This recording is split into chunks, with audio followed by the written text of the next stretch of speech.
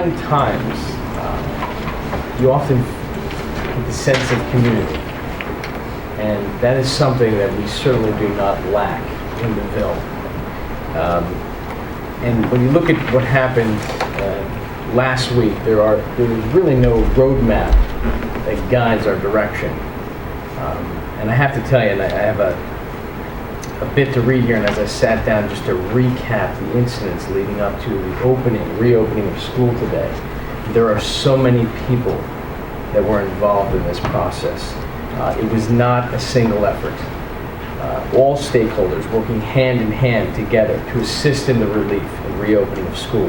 Last week we had staff members reporting, such as one to my right here, sacrificing their families and almost themselves on the road to come in relief efforts to assist in reopening our buildings so that we can get instruction back where it should be to our students. Our technology crew proactively shut down the servers so that we wouldn't lose data and information if it was affected by the storm. Our buildings are in excellent shape after the storm. They weathered the elements with no major damage. Our middle school served as a shelter for the first day of the storm. Sal Gambino and his crew worked alongside of volunteers as they prepared for evacuated citizens. We were in constant communication with Mayor Gallagher, Sergeant Stitley, and members of the OEM for status updates and recommendations. We organized several conference calls with our district principals and emergency management team members to keep them apprised of the situation. After realizing that we were not reaching a section of our community through the Honeywell Instant Alert because of power outages, we posted signs. We had staff members drive in to post signs on the buildings. We had Sheila Deck at the high school come in at 6 p.m. just so she can update the digital sign at the high school, which was functioning. We had Ronnie Bomarino alongside of his family come in to make sure our servers were still intact. They were staying late. We utilized social media, Twitter, Facebook, for avenues of communication. The borough posted on their site. They also posted on their website, along with our website. Finally, as if all else failed, we had patrol cars in the morning announcing through their systems in the car that school was canceled. Constant communication was the key to success here.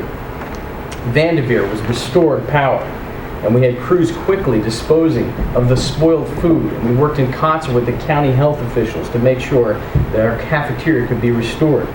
The biggest hurdle was the electrical lines at the high school that were down outside of Davenport Street. And thanks to the efforts of our OEM, Mayor Gallagher, who spent well into the evening speaking to PSE&G on the phone, and even our county superintendent, who became our advocate in a time of need, putting pressure on the state to make sure we get help here from electricity standpoint. The electrical lines were put back with newly inserted poles.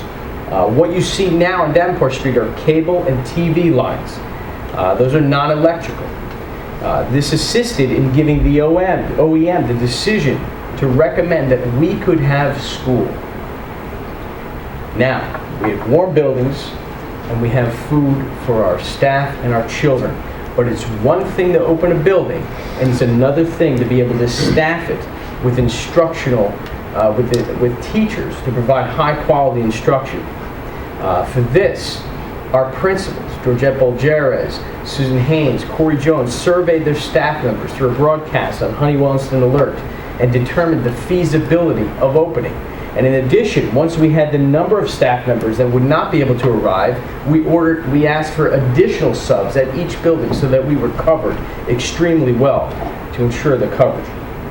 We had a meeting on Monday at our district command post, and we blew up the OEM's map of all of the concerned area, identified hazardous areas, and we charted a course to assign personnel to focus on safety, providing a safe access to and from school. That was the focus. Jason Solomon then took the maps, posted them on the website with links to photos taken from Sal Gambino. We encouraged school families to develop safe walking routes with their children to determine what was best for their child, or to carpool to school. A joint effort of secretaries, custodial, maintenance, technology crew, administrators, teachers, volunteers, parents, community members, instructional assistants. We had a team of employees, including myself and some that presented in this room, Mr. Rob Reevy and Mr. Nicholas Diaz, that were dispersed along with others in the community to identified areas of concern with pocket warmers and just a friendly smile to greet students as they encountered these concerned areas. One parent reported a down wire literally yesterday. We immediately assigned one of our personnel to that area with a district vehicle to ensure that that area was covered. Luke McGrath assisted at the high school, Jason Solomon at the middle school, and Melissa McCooley at Vanderveer, our principals, again, greeted our staff members as they walked in the door with coffee, courtesy of Macchio's. The principals also reminded students in the morning of safety hazards associated with downed wires and electricity. I'm happy to report that today we opened without incidents. Our dismissal, in fact, at the high school, and Mr. Jones, you can correct me if I'm wrong, while certainly I'm sure a bit hectic, ran smoother than some of our regular days because, as recommended by Sergeant Steitley, we utilized Davenport Street as it was closed. And in concert with Bob Klein, the transportation director in Branchburg, we and Luke McGrath, they lined up each of the buses in 3 different rows so that children, so Davenport Street's closed and we have the buses lined up. They came through the faculty lot and then lined up in 3 rows. No child, you didn't worry about a child jetting through a bus into oncoming traffic. We didn't have to worry about children or adults crossing the crossway. It was shut down and it was beautiful. Against all odds, we were one of the few districts in Somerset County to open school today. One step closer towards normalcy. And this is not perfect.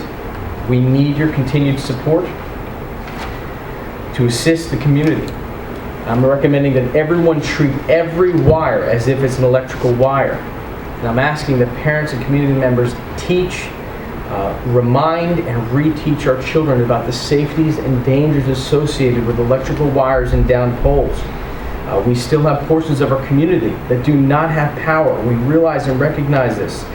And they may be testing. And when they're testing, wires that are inactive become active.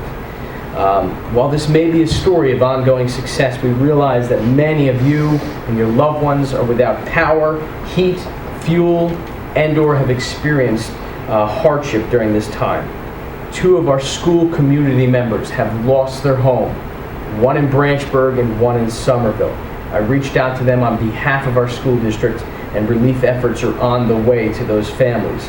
But we urge you, if you're having trouble and you're watching this at home, to contact us. We are an extension of your family. You could reach me directly at 908-218-4101. Please know that your school is your family. If we can help, we certainly will provide assistance. Instruction was being lost, and now it's back. We're going to do the best we can moving forward. It's not going to be perfect, but one of my favorite quotes, and I've used it several times since my tenure in the district, is that storms make the roots of the tree stronger, and Sandy will not bring down the Ville.